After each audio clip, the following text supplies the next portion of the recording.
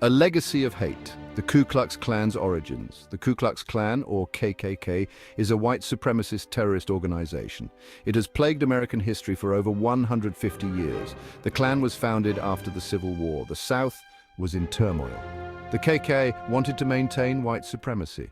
They were terrified of black Americans gaining freedom. The Klan used violence and intimidation to instill fear. They wanted to control black communities. The KKK's first target was black Americans. The Klan used lynchings, beatings, and burnings. They wanted to prevent black Americans from voting. They also wanted to stop them from getting an education. The Klan's reign of terror lasted for years. It left a scar on the South. The KKK's violence was not random. It was planned and organized.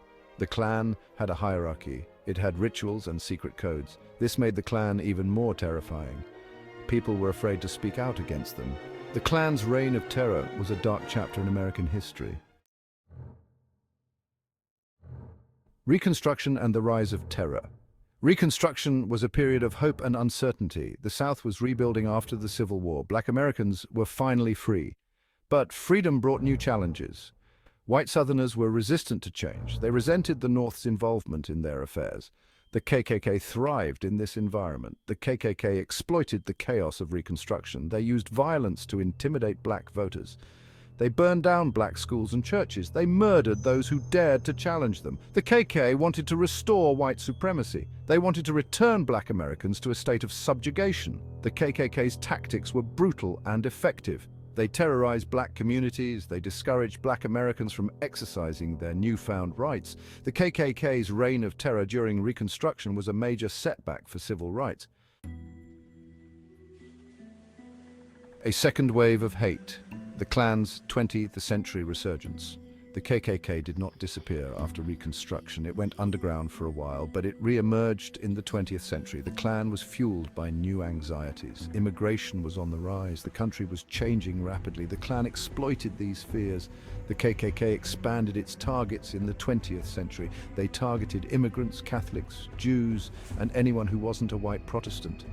The Klan used propaganda and intimidation. They held rallies and parades. They even infiltrated law enforcement. The KKK's resurgence in the 20th century was a reminder that hate never truly disappears. It simply morphs and adapts to new circumstances.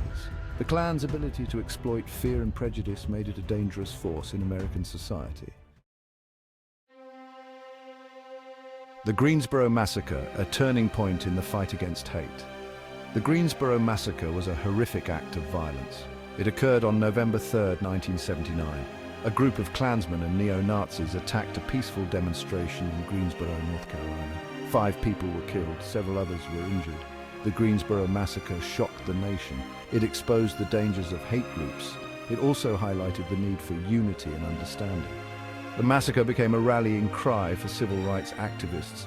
The Greensboro Massacre was a turning point in the fight against hate. It showed the deadly consequences of intolerance. It also inspired people to stand up against injustice. The massacre remains a painful reminder of the importance of fighting for equality. Section 5. Beyond the South. The Klan's unexpected reach. The KKK is often associated with the South, but its reach extends far beyond that region. The Klan has been active in all parts of the United States. It has even had a presence in Canada and other countries. The KKK's presence in unexpected places shows that hate is not confined to one region. It can emerge anywhere there is prejudice and intolerance. The Klan's ability to spread its message beyond the South is a reminder that vigilance is needed everywhere. The KKK's reach is a testament to the power of hate. It shows how easily prejudice can take root. It also highlights the importance of combating hate in all its forms, wherever it may appear.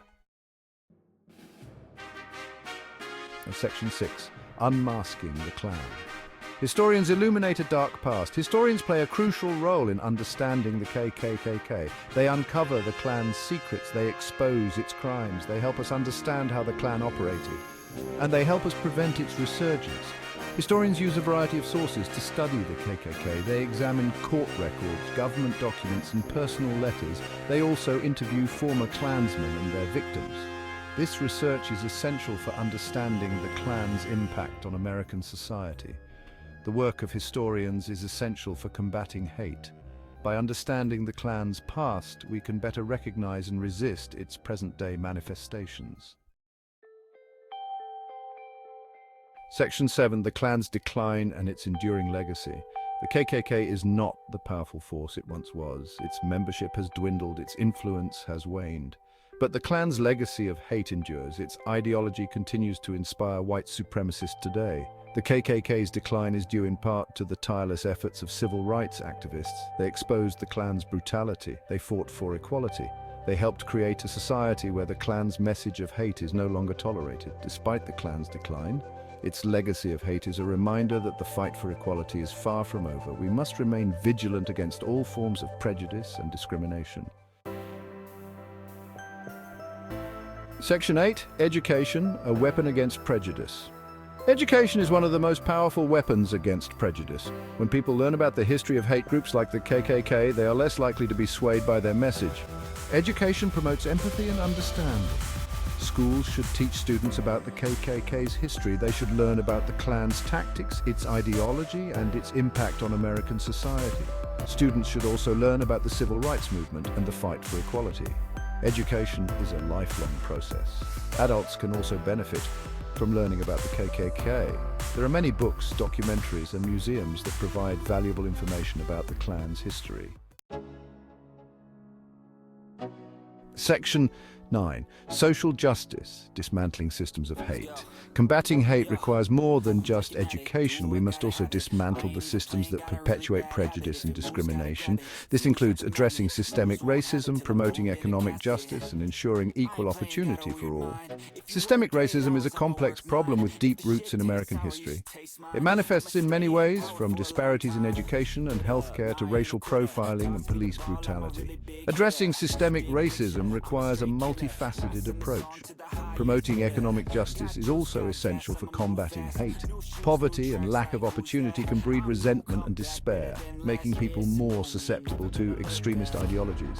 We must create a society where everyone has a fair chance to succeed.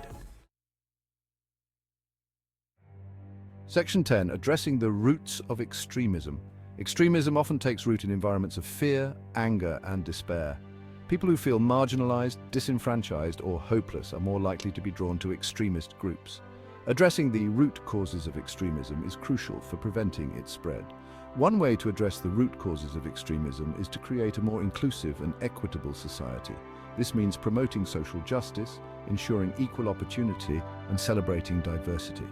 It also means fostering dialogue and understanding between different groups. Another important step is to provide support for people who are struggling. This includes mental health services, job training programs, and substance abuse treatment. By helping people meet their basic needs and achieve their full potential, we can create a more resilient society. Section 11. A future free from hate. The KKK is a reminder that hate is a persistent force in the world, but it is also a reminder that we have the power to overcome hate. By working together, we can create a future where all people are treated with dignity and respect. Building a future free from hate requires a commitment to justice, equality, and compassion. It requires us to challenge prejudice and discrimination wherever we see it. And it requires us to stand up for the rights of all people. The fight against hate is a marathon, not a sprint. There will be setbacks along the way, but we must never give up hope. By working together, we can create a world where the KK and other hate groups are relegated to the dustbin of history.